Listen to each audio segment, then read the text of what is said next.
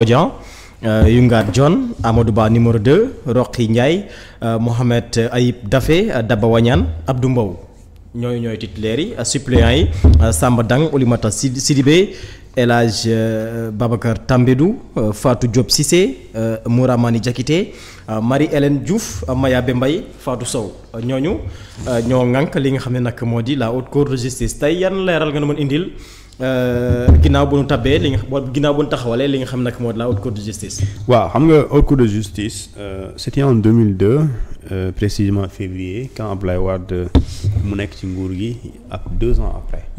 alors dafa instituer la haute cour de justice à travers une loi bu ñu tuddee une loi organique. alors loi numéro 2002 10-10 du 22 février 2002 portant loi organique sur la haute cour de justice. daf ne alors. La nouvelle constitution mooy celle de 2002 en son article 92 99 puisque jamono jooju la woon mais boo demee ci article 99 justement de la constitution puisque tey moom damaa bëgg tey wax lu def demal ci article 99 ba demal page yaa ngi noonu article 99 cuun si bind yi sew na cuun yi dinaa ko mën lire te ngaa xool yow sa bët yi yàqul sëñ bi demal ci 99 bi wallaay du gisoo ma lire ma génne wala 99 gis naa ko article 99. liiral ma xool. de la haute cour de justice. voilà jeex na léegi na ñu ne la nouvelle constitution mooy loolu nga yor kayit googu nga yor. en son article 99 institue une haute cour de justice et en détermine en même temps la compétence à l'alinéa à l'article 101. dama article 101 bi. 101 99 100 101. voilà fii danoo def article 16 de la loi 101 constitutionnelle. voilà waaw noonu doo lire yooyu am na bu ci suuf. numéro 2007 ma wàcc fan. non lii dafa sew lii mënu ma ko lire. indi lii moom si laati am problème moom mën naa gis indi. da nga tax ay verre. takku ma waaye lay garaaw la. léegi 101 léegi article 101 daf ne ni dañ ne effectivement le président de la République n'est responsable des actes accomplis dans l'exercice de ses fonctions qu'en cas de haute trahison. Il ne peut être mis en accusation que par l'Assemblée nationale statuant pour un vote identique au scrutin secret à la majorité des 3/5 des membres les composants. Il est jugé par la haute cour de justice. D'accord? Alors, le Premier ministre et les autres membres du gouvernement sont pénalement responsables des actes accomplis dans l'exercice de leurs fonctions et qualifiés crimes et délits au moment où ils ont été commis. Ils seront jugés par la haute cour de justice. La procédure définie ci-dessus leur est applicable ainsi qu'à leurs complices dans les cas de complot contre la sûreté de l'État. Donc loolu mooy article 101. alors soo demee ci premier titre bi d'accord ñu tuddee ko titre premier composition et fonctionnement de la cour de justice de la haute cour de justice lii mooy la loi organique portant haute cour de justice. da ngeen dem uti ko alors ñu ne article premier la haute cour de justice se compose du premier président de la cour suprême. président et de 8 juges titulaires mooy ñu nga lire 5. ñu ne elle comprend en outre un président suppléant, le président de la chambre pénale de la cour suprême et 8 juges suppléants appelés à siéger dans les conditions prévues à l'article 8 ci-dessus. article 8 baa ngi ñëw ñu ne article 2. après chaque renouvellement et dans le mois qui suit sa première réunion, l'Assemblée nationale élit 8 juges titulaires et 8 juges suppléants en son sein. Donc mooy li am tey. D'accord? Alors ñu ne l'élection, le scrutin est secret. moo tax sànq moi j'étais là-bas. Le vote a été numérique mais secret. Alors ñu ne l'élection est acquise à la majorité absolue des membres composant l'Assemblée nationale. Il est procédé dans les mêmes conditions au remplacement des juges titulaires ou suppléants dont les fonctions ont pris fin avant leur terme normal pour quelque cause que ce soit. Alors ñu ne article 3 dans leur élection les juges titulaires et les suppléants prêtent serment devant l'Assemblée nationale et ils disent 2 points ils jurent et promettent de bien et fidèlement remplir leurs fonctions, de garder le secret et surtout xam nga am na ñu wax ne Abdou Mbow bu fu duggee est-ce que du nekk élément top intrus mais loolu fii da ngay waat li nga waat mooy naa la ko wax il jure de garder le secret. ndax sax gis na leen ñëw kanam assemblée. def nii waaw mooy da nga waat après ñoom 16 ñëpp danoo waat. waat boobu lu ñu waat laa lay wax. li ñu waat mooy. dinañu def lu baax. waaye fidèlement la ñuy remplir lu ñu war a def. aussi ñu ne dinañ garder secret. ça veut dire que lu ñuy waxtaanee ci suñu biir kenn du ko waxtaanee ci mbedd mi. d'accord il garde le secret des délibérations et des votes et de se conduire en tout comme de dignes et loyaux magistrats. mooy yaa ngi waat ne di nga mel comme magistrat bu gën baax ci magistrat yi àttekat nu ku gën baax ci àttekat yi. bu mel nga xamante ne du trahir du wax dara am na loo xamante ni magistrat bu xam par exemple lu ko yoon wax. même bu ñu koy rey du wax mooy tey comme ni ñuy tuddee secret professionnel wala secret obligation de réserve yooyu mooy àdduna bu naree tukki sa doo wax. mooy secret d'instruction ak yooyu. non waaw am na yoo xamante ni ci dossier. ma di nga ko xam mais sañoo ko wax mënoo ko wax. donc tax ñu ne comme de dignes et loyaux magistrats donc jàppal ne les saisis yëpp. ñoom ñëpp dañuy war a am comportement comme magistrat bu digne. ak magistrat bu loyal. kon mënoo wax lu ñuy waxtaanee ci biir délibération yi doo ko waxtaanee. lu ñuy voté ci biir doo ko waxtaanee ak lu ñu tuddee. non fidèlement li nga sant fonction yooyu nga xamante ni yow yaa nekk un des membres justement de la composition. de la cour. am na yoo xam ne sañoo ko wax léegi ñu ne loolu mooy li nga xamante moom mooy article 2 3 et ak lu ñu tuddee et 4. loolu mooy li nga xamante ni moo fi am. kon jàppal ne. jamono ji bu ñu paree ñu kii ko. mun nga bu mu la jaaxal soo déggee diw ñu ngi koy mettre en accusation. mais dañuy am siège wala nu muy demee. non siège lu ñu amee siège comme ay nga ne lii nangam. waaw. duñ ko am. dañ ne. le président de la cour d'appel de Dakar. c'est le président de la haute cour de justice. le président de la cour d'appel kay am na bureau ba pare léegi. voilà. mais bu ñuy ñëw di war a topp benn Massamba. donc dañuy ñëw am fu ñuy dajalee fu ñuy dajaloo. waaw daje ko man foofu laa bëgg. léegi nag fu ñu dajee ci assemblée wala cour suprême. cour suprême léegi loolu xaw ma ko loi boo ko loolu ñoo koy waxtaanee non du cour suprême déedéet du cour suprême. du cour suprême parce que cour suprême bokkul la cour d'appel. comme le premier président de la cour d'appel et non de la cour suprême. léegi fu ñuy daje na ma si la vraiment daa mel ni yaa ngi may topp ba ma sës fu ñuy daje dama xam fu ñuy daje xam naa daal dañuy daje. loolu secret professionnel mais loi bi waxul fu ñuy daje la wax dañuy daje rek la wax dañuy daje. léegi ñu ne fii. li nga wax laa lay tontu. daf ne ci exposé des motifs dañu bind. si la composition de la cour reflète ces questions baa ngi fa. reflète son aspect politique. parce que politique yi ñoo ci ëpp. waaye tekkuwul ne politique kese la. am na caractère politique nag il faut le dire mais am na caractère juridique. moo tax ñu ne si la composition de la cour reflète son aspect politique. elle marque son aspect judiciaire par la présence à sa tête d'un haut magistrat. des cours et tribunaux en l'occurrence le premier président de la cour suprême. Le cour d'appel non. De la Cour suprême, excusez-moi.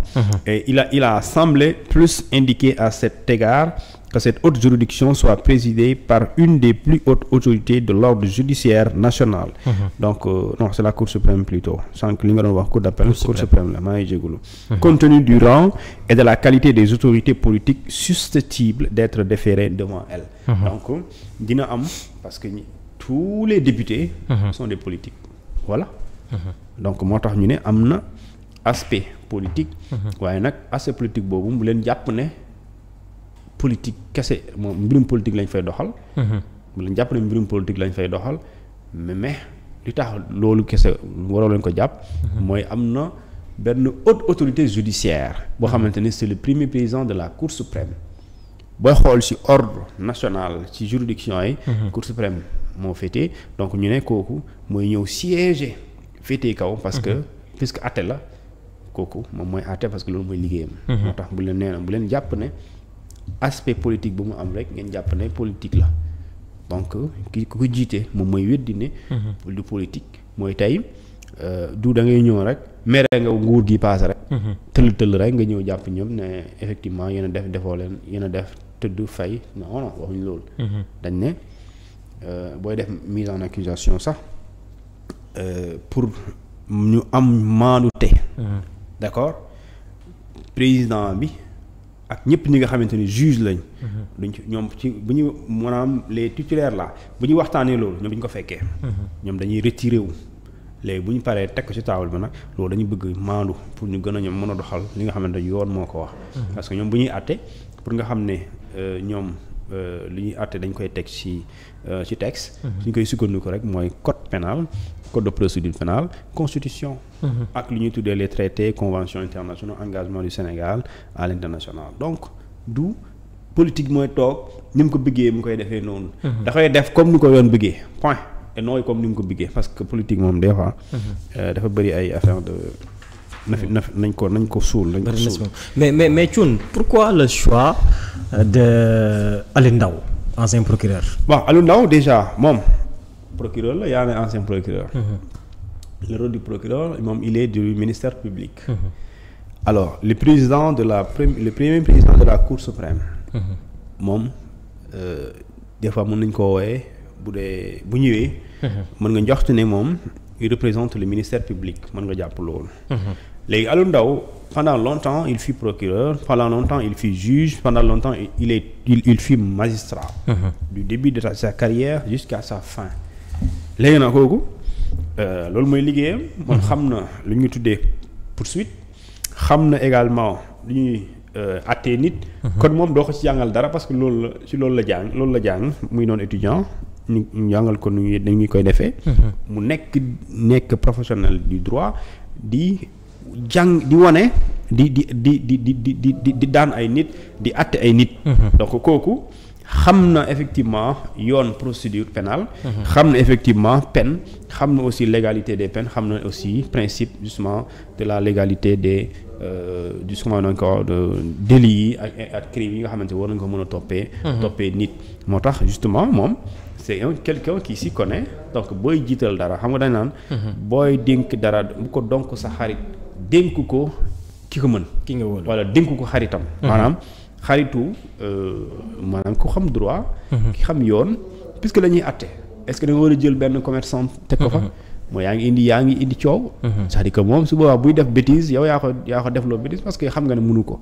léegi nag waxuma ne ñeneen ñi mënuñu waaye booy xool cercle boobu yëpp.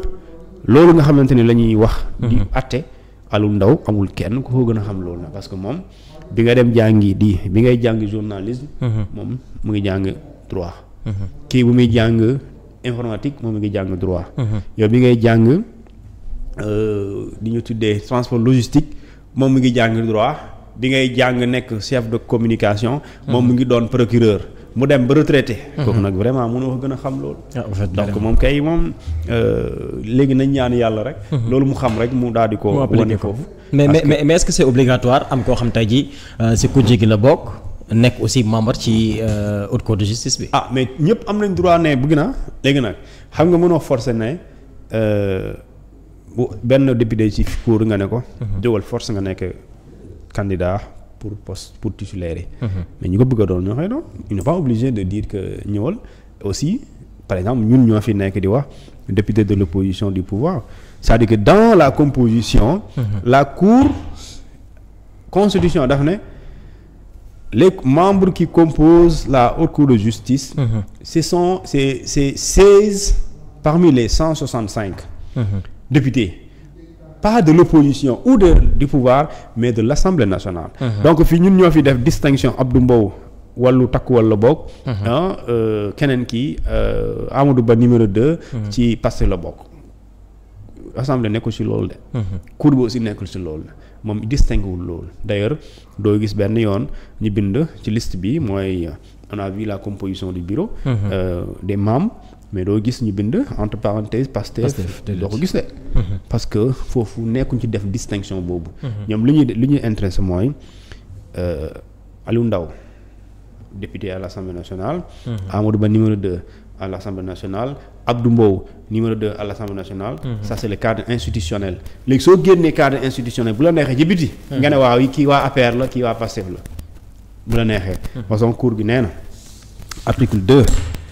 bu fi kenn nettali li ñuy waxtaanee waxuma ko de cour bi nee na bu fi kenn nettali li ñuy waxtaanee suñu biir. ñu ne ah bon ñu ne waaw waat leen ngeen waat kon léegi bis bu ko nit nettalee buñ la daxee mu la jaaxal de parce que cour gi dafa prévoir nee na article 4 tout membre de la haute cour de justice est tenu d'assister aux audiences et aux délibérations auxquelles il est convoqué ñëpp ñu ci bokk amuñu choix ils sont obligés ñëw teewee audience yi ak délibération yi maanaam lu ñuy waxtaanee ak lu ñuy joxe lu ñu waxtaan ba pare lu ñu koy joxe ngeen da ngeen ko war a teewee bu ñu leen woowee ñu ne en cas d'absence non justifiée pour motif grave bu dee yéen ñii ñu nekk ci haute cour de justice bi da ngeen absenté te waxoo leen luy tax pour motif grave il est déclaré démissionnaire par la loi par la haute cour statuant soit d'office soit à la requête du ministère public mooy président cour d'appel boobu cour suprême bi donc mu ne donc l'Assemblée nationale est avisée de sa démission et pourvoir à son remplacement ñu constater que ne démissionnaire la ba pare ñu amul temps ñu remplacer ko léegi nag article 5 bi daf ne tout membre de la haute cour de justice peut être récusé maanaam jamono mën na ñëw fii débat boobu mën na posé wu te bu ñu commencé di topp ay nit mën na posé wu daf ne tous les membres de la haute cour de justice tout membre peut être récusé mooy mën nañ ko bañ mën nañ bañ ne non Abdou Mbow du siège. mooy comme loolu gisoon si yenn procès yi. waaw Sonko exactement. wala ñu ne non Abdou Mbow du siège. wala ñu ne non Massamba voilà maanaam ñu ne ci cour gi daal ñu ne non doo leen siège. ñu ne lu tax benn première condition 3 conditions la. si il est parent ou allié. bu dee mbokk la. wala allié ci ki nga xamante ni dañuy topp. d'accord jusqu'au 6e degré. en ligne collatérale. ñu ne bu fekkente ni s'il a été cité ou entendu comme témoin bu dee dañ koo déglu wala ñu jàpp ne moom témoin la. d'accord ñu tiite ko wala ñu déglu ko comme témoin mënatul nekk foofu. mënatul siège ci liste bi mënatul nekk ci liste bi. ñu ne le ministère public ou un accusé ne peuvent citer un membre de la cour qu'après l'autorisation de la commission d'instruction. D'accord ñu ne la deuxième condition s'il y a un motif d'inimité capitale entre l'accusé et lui bu fekkente ni kenn ci ki nga xamante ni moom mooy membre haute cour de justice bi ak ki ñuy tuumaal jege woon nañ lool am na intimité bu dëgër bu fi ne maanaam xam nga intimité du dëgg maanaam tey ma mën la wax loo xamante ni du ma ko wax kenn ñu ne buñ gisee ne loolu am na kooku mën nañ ko récuser mën nañ ko bañ mu dagg fa ka léegi nag ka Abdou Mbow moom bon je sais pas xaw ma kan la ñuy topp wax xaw ma kan la ñuy topp daal xam nga d'accord léegi loolu mooy li nga xam ne moo fi am donc jàpp leen ne tout membre de la haute cour de justice peut être récusé. comme bu mu leen jaaxal suba bu ñu waxee bu ñu maanaam bu leen fi nekk di weerante vraiment. bu ñu waxee non Aliou Ndao waru fi ne da ngay xool li tax ñu wax mënu fi ne. bu dee am na mbokkoo la bu dee témoin la bu dee dañ koo déglu ñu jàpp ne am na lu mu sekk. ak ki ñu topp wala ñu gis ne yéen ñaar yow membre bi. ak accusé bi. am na daal loo xamante ni vraiment. jegeantoo ngeen su ñu leen attee fii. bu ñu leen bàyyee suba yenay reer. duñ ko def voilà yooyu loolu laa la bëgg a wax. comme xam nga donc xam nga kon donc. da ngeen dem tirer lii. loolu am na solo. allez tirer ça. dina am ñu dul kii. Chacha xam naa yow juriste nga dangay dem nga dem. su ma yoroon kii mën naa la ko envoyer ma envoyer la vraie version bi mais da ngay dem ci Google. fii dama leen di baaxee loolu. dangay dem Google nga def lu ñuy tuddee loi organique portant organisation de la haute cour de justice. dañ la koy jox c'est 7 pages. 7 pages dafay baax ngeen xam. mu jox la lépp. réew mi ci kanam tuuti du ñu waxtaanee ay dégg naa la. déedéet lépp kay si yoonam nga dégg naa kay léegi mu jeex alors Thioune dinañ ñëw suñu ponk mujj muy la déclaration politique générale di premier ministre Ousmane Sonko naka démb daanaka abordé na point yu bëri waaye aussi.